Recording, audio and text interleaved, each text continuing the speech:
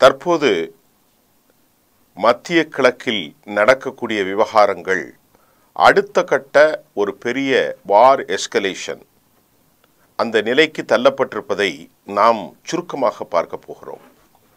Benjamin நெத்தானியாகு எந்த நிலையிலும் போர் வெறியிலிருந்து அவர் அடங்கவில்லை.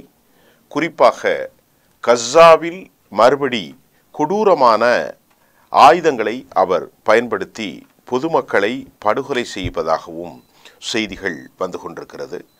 கஸ்ஸாவில் மக்களை படுகொலை செய்வதை தவிர்த்து அதற்கு அடையாளமாக தாங்கள் தொடர்ந்து பயங்கரவாத தாக்குதலை கட்டுப்படுத்துவதாகவும் இஸ்ரேலுடைய நேர்மையான அரசியல் மற்றும் இறையாண்மைக்கு அது இருப்பு உறுதி செய்வதாக அமையும் என்ற ஒரு சமாதானத்தை அவர் கூறிக்கொண்டிருக்கிறார். நிலைமையில் இங்கே ஒரு தனிமனிதனால் ஏற்படுகிற இந்த சிக்கல் ஒட்டுமொத்த பிராந்திய போராக மாறும் அடுத்த கட்ட வளர்ச்சிக்கு அது அடித்தளம் அமைக்கக்கூடிய ஒரு சூழல் தற்போது ஏற்பட்டிருக்கிறது. இதற்கிடையே இஸ்ரேலுடைய ஸ்பை ஏஜென்சி குறித்தும் இஸ்ரேல் மொசாத் அமைப்பு குறித்தும் ஈரானுடைய புதிய கமாண்டர்கள் ஏன் பெயர் அறிவிக்கப்படவில்லை என தூண்டுதல் நடவடிக்கையாகவும் இஸ்ரேல் உளவியல் ரீதியாக ஈரானின் மீது தாக்குதலை நடத்துவதற்கு முன்னெடுத்திருக்கிறது. குறிப்பாக தற்போது ஈரான் இஸ்ரேலை துவம்சம் செய்கிற அடி வயிறு ஆழத்திலிருந்த ஒரு வெறி கனலாக மாறியிருப்பதை நாம் பார்க்க முடிகின்றது. ஈரானின் புதிய கமாண்டர் பெயர் ஏன் அறிவிக்கப்படவில்லை என்ற கேள்விக்கு முன்னால் இஸ்ரேல் அது குறித்து மொசாத் அமைப்பின் கருத்தில் ஈரான் இராணுவ கமாண்டர்கள் இஸ்ரேல் தாக்குதலில் கொலை செய்யப்பட்டதையும் மிக முக்கியமாக 2 பேர் கொல்லப்பட்டிருப்பது அவர்களுக்கு பெரும் இழப்பாகத்தான் பார்க்கப்படுகிறது. இந்நிலையில் ஈரானுடைய ஹாத்தமுல் அல் அன்பியா என்கின்ற புதிய கூக்குரல் நிச்சயமாக அது இஸ்ரேலை துவம்சம் செய்யக்கூடிய ஒரு வலிமையான படையாக இருக்கும் என பிரஸ் டெலிவிஷன் தன் கருத்தை தெரிவித்திருக்கிறது. புதிய தாக்குதலுக்கு இஸ்ரேல் நாட்டில் நடத்தப் போவதாகவும் அறிவிப்புகளை அவர்கள் வெளியாகியிருக்கிறார். இந்த ஹாத்தமுல் அன்பியா புதிய தாக்குதலின் மூலம் மோர் ஃபோர்ஸபுள், அதாவது மிக கடுமையான பதிலடியை புதிய எழுச்சியோடு கொடுப்பதாகவும் கூட ஹாத்தம் அல் அன்பியா என்கின்ற புதிய தாக்குதல் நடவடிக்கைக்கான அந்த கேந்திரம் தன் அனைத்து முயற்சிகளையும் முன்னெடுத்திருப்பதை நாம் அறிந்து கொள்ள முடிகிறது. இஸ்ரேல் இதற்காக உளவியல் ரீதியாக பதிலடியை தாக்குதலை கொடுப்பதற்கு அவர்கள் முயன்று வருவது மட்டுமல்ல, அதனையும் செய்திருக்கிறார்கள். ஹாத்தமுல் அன்பியா என்கின்ற புதிய கமாண்டர்ஸ் பெயரை அறிவிக்கப்படவில்லை. எங்களுக்கு நீங்கள் அறிவித்தாலும் அறிவிக்காவிட்டாலும் அவர்கள் யார் என்று எங்களுக்கு தெரியும் நிச்சயமாக. பட் இதனை நாங்கள் அறிந்திருக்கிறோம் என்று உளவியல் ரீதியாக தற்போது மொசாத் அமைப்பும் அதன் தலைமையும் ஈரானுக்கு மறுபடி ஒரு தலை சுற்றும் ஒரு பதட்டத்தை ஏற்படுத்தியிருப்பதாகவே நாம் நம்புகிறோம். துரதிர்ஷ்டவசமாக மக்களிடம் இருந்து அவர்கள் மறைக்க பார்க்கிறார்கள். மொசாத் அப்படித்தான் சொல்கின்றது. புதிய ஹாத்தமுல் அன்பியா அல்லது இந்த படையினுடைய தலைமை பொறுப்பில் இருப்பவர்கள் புதிய இராணுவ தலைவர்கள் பெயர்களை மக்களிடமிருந்து அவர்கள் மறைக்க பார்க்கிறார்கள். தயவு செய்து எங்களுக்கு தெரியுங்கள் என்ற கருத்தையும் நக்கலாக நையாண்டியாக உளவியல் ரீதியாக தூண்டும் நடவடிக்கையும் சொல்லப்பட்டிருக்கிறது. இது மட்டுமல்லாமல் தயவு செய்து எங்களுக்கு தெரிவு மட்டுமல்லாமல் புதிய இராணுவ அதிபர் கமாண்டராக பதவியேற்றிருப்பதாக அலி சதாமி என்பவர் இருக்கலாம் என்றும் நம்பப்படுகிறது. குறிப்பாக இந்த நிகழ்வுகளுக்கு காரணம் இனி நடக்கப் போகும் அந்த தாக்குதலில் மிக கடுமையான பாதுகாப்பில் அனைவரும் முன்னெடுக்கப் போகிறார்கள் என்பதை ஈரான் தற்போதைய அதன் நிகழ்வுகள் நமக்கு உறுதி செய்வதாக இருக்கிறது. ஏனென்று சொன்னால் மொசாத் அமைப்பு தனது கடுமையான கால்பதிப்பை ஒரு பெரிய குட்டி ஈரான் ஈரானுக்கு எதிரான ஒரு தேசத்தை, ஒரு குட்டி இஸ்ரேலை ஈரான் தேசத்தில் அவர்கள் உருவாக்கி இருக்கிறார்கள் என்பதுதான் உண்மை.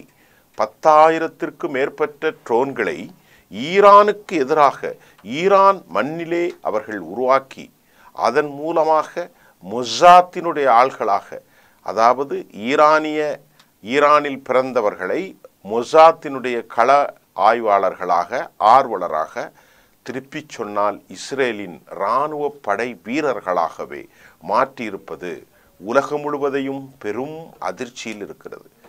ஆக இந்த நிகழ்வில் ஈரானுடைய மொசாத் உளவுப்படை ஈரானுக்குள் செய்த கொடூரமான இந்த தாக்குதலை தடுப்பதற்கு உளவியல் ரீதியாக மறுபடி ஒரு தாக்குதலை இஸ்ரேல் நடத்தியிருக்கிறது.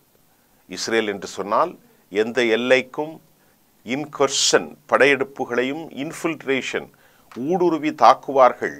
உலகின் வல்லமையான மொசாத் படைகளை நாங்கள் உருவாக்கியிருப்பது இப்படித்தான். மொசாத் என்பது நேரடியாக எதையும் தாக்குவதில்லை.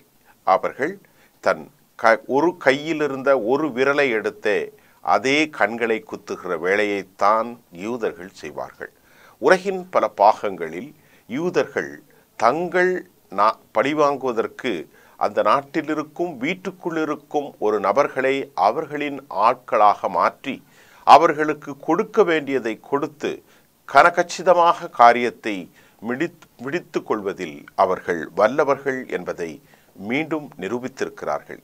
இதன் செயல் தொடர்ச்சியாக தற்போது உண்மையில் ஒரு பெரும் பதட்டம் ஈரானில் நடந்து கொண்டிருக்கிறது.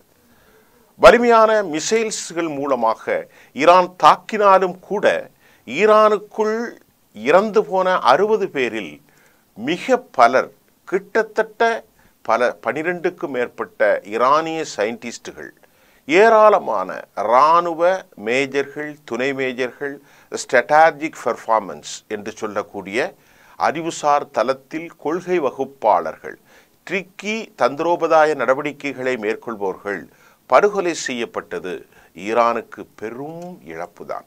அதைத்தான் இவர்கள் கிண்டல் செய்கிறார்கள், கேலி செய்கிறார்கள்.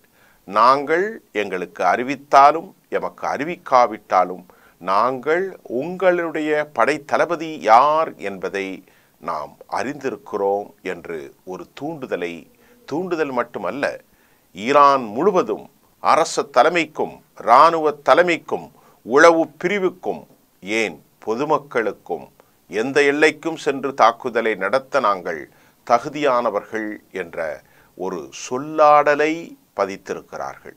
ஒருவேளை இது உண்மையாக இருக்கலாம், ஒருவேளை இதை பொய்ப்பிக்கலாம்.